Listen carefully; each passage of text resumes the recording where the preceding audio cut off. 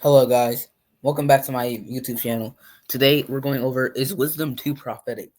I've been trying to record, but they either not been working, didn't have time, or I had to do something else. And I have school now, so I'm more busy. But I should be trying to post each week. So pray for me to, you know, stay locked in because right now I don't feel like recording, but I know I have to. So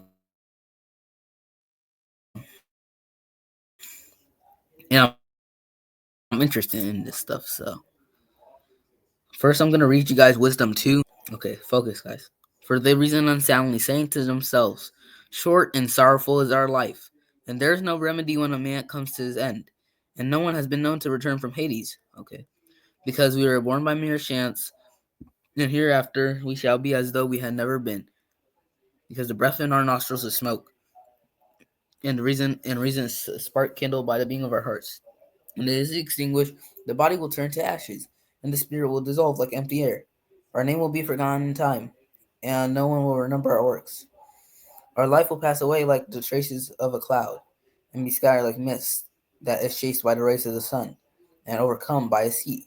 For our allotted time, for our allotted time is the passing of a shadow, and there is no return from our death, because it is sealed up, and no one turns back. So clearly here, literally, there's no turning back from death, right? Once you're there, you're there. So number 6, verse 6. Sorry. Come therefore, let us enjoy the good things that exist, and make use of the creation to the full as in youth, which sounds amazing, right? This one doesn't sound too good, but it's okay. Come, let us take our fill of costly wine and perfumes, and let no power or spring pass us by us. Let us crown ourselves with rosebuds before they wither. Let none of us fail to share in our revelry. Everywhere let us leave signs of enjoyment, because this is our portion. And by the way, it's about to get really dark. From verse 10 to our lot. Because this is our portion, this is not spared the widow, nor regard the gray hairs of the age, but let our might be our law of right. That's a hint right there. For what it is weak proves itself to be useless. I'm gonna say, like, at the end of Wisdom 2, what I think, if it's prophetic or not, and who I think the person who is talking in terms of, like, prophetically, you know, and who they are talking about. You guys can try to guess in the comment. Well, you guys can just try to guess, while you're watching this, so you guys learn. So verse 12 gets even more dark. Let us lie in wait for the righteous man, because he is inconvenient to us that opposes our actions. He reproaches us for sins against the law, and accuses us of sins against our training. And there's another hint, our training. He professes to have knowledge of God, and calls himself a child of the Lord. He became to us a reproof of our thoughts. The very sight of him is a burden to us, because his manner of life is unlike that of others, and his ways are strange. Whoever they're talking about is strange, seemingly, in his ways. We are considered to him as something base, and he avoids our ways as unclean. He calls the last end of the righteous happy, and boasts that God is his father.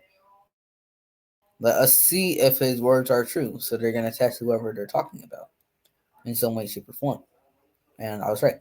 Now let us test what will happen at the end of his life. For the righteous man is God's son. He will help him and will deliver him from the hand of his adversaries, enemies.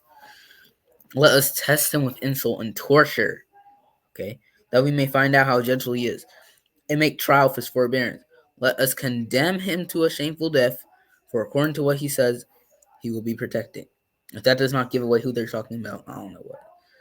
But if you don't know who they're like, who is talking essentially, then I don't know. But this verse 21 through 22 is talking. Thus they reasoned, but they were led astray, for their wickedness blinded them, and they did not know the secret purposes of God, nor keep reading, nor nor discern the price of blameless souls. For God created man for incorruption. Sorry, wait a minute. For incorruption, and made him subject to the devil's envy. Death entered the world, which we all know because devil rebelled against God. And yeah, sorry.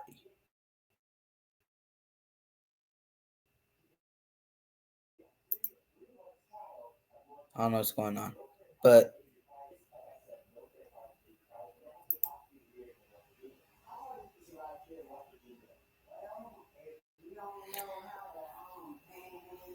through the devil's envy, death entered the world. Sorry, guys, I had something that was going on.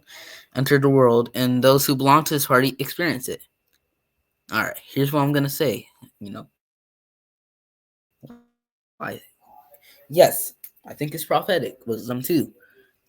And who the person that's talking from verses 1 to 20 are the Pharisees, right?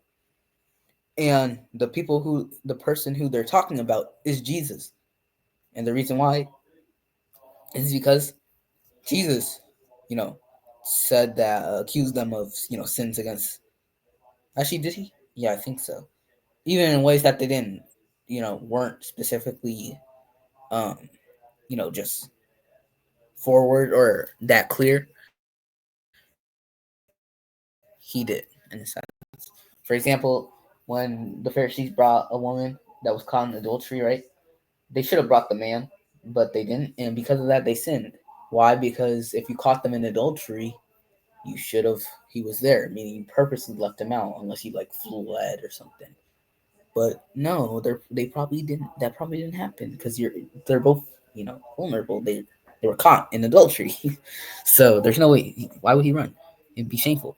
So they just left the man. They took the woman. That's the sin. And Jesus, huh, you know, and they knew that. They knew that. So and Jesus knew that. So Jesus had compassion and mercy on her. He professes to have knowledge of God, which Jesus did, and calls himself a child of the Lord. Jesus was the Son of God, obviously. He became a reproof to our thoughts, the very sight of him a burden to us.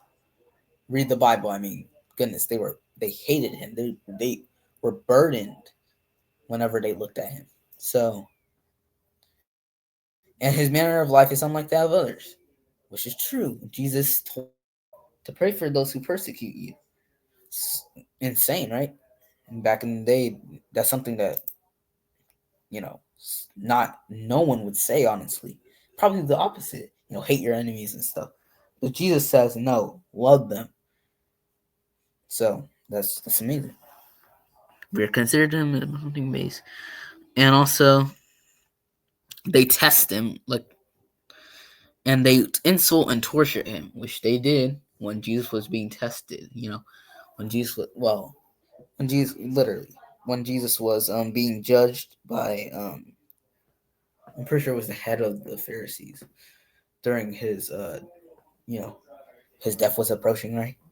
And they took him over to after they took him over to pretty sure Pilate. They sent him over to the Jewish leader in the area. I'm pretty sure, and they mocked him. They spat on him. They hated him. They tortured him and they insulted him. And that we may find out how gentle he is, and he was gentle. He didn't even curse them and make trial for his forbearance. Let's condemn him to a shameful death, which Jesus died on the cross for our sins. So that shows how much he loves us. For according to what he says, he will be protected. Now, some of these things, how they say in some, as you can see from verse 1 to about 20, at least like twice, they say, if he is the son of God, God will protect him. But they were blinded, like here. They were blinded, didn't care, and yeah, they don't care about blameless souls. They just kill, murders in a sense, literally. And this is all true here, especially verse 24. Now I'm gonna head over to Matthew 24, like I said, because well, there are some things I want to show you on it. So let me go ahead and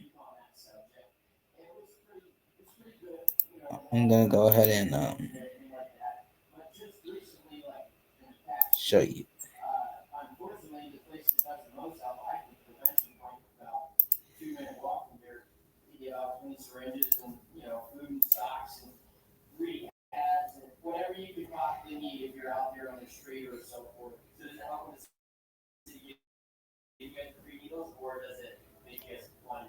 Okay, guys. So I got to Matthew, and we're gonna. I don't know. I don't think I'm gonna read all of it, right? Because it's a lot. But I'm gonna go to the points. You know what I'm saying? When the morning had come, all the chief priests and elders of the people took counsel against Jesus to put him to death. And when they had bound him, they led him away and delivered him to Pontius Pilate. Sorry if you guys can hear that. It's the TV. The governor. Then Judas, who had betrayed him, when he was he saw that he was condemned, repented, and brought back the 30 pieces of silver to the chief and priests and elders. Now, obviously, we know what happened. You know, they don't take it, the money back, and they're like, it's too late, right? And he hung himself. So when, um, let me go ahead and check where it is for a second.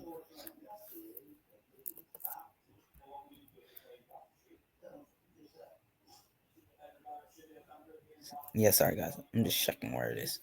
So in Matthew 27, how they say, if yeah, there we go. Now I'm at the area where I want to be. So here it is, part of it. If thou be the Son of God, come down from the cross, right? And they were mocking him, like it said there on verse, in Wisdom 2. He said, here it is. He saved others, himself he cannot save. If he be the King of Israel, let him now come down from the cross, and we will believe. He trusted in God. Again, here's it's clearly it. He trusted. So you see how I'm connecting the bridges right there? Um, it just connects with Matthew 27, and I'm sure other verses. I don't even have to go to this one specifically, but with other verses in different chapters of the Bible. And truly, Wisdom 2 is prophetic. Now, I'm pretty sure the Protestant Bible does not have it. It's only the Catholic and Orthodox, I'm pretty sure. So, um, that's really it for today. I might go ahead and watch some videos on it or write some notes, but I'm probably going to do that tomorrow only because I'm tired. But, you know, God bless you guys. Stay safe and have a nice day.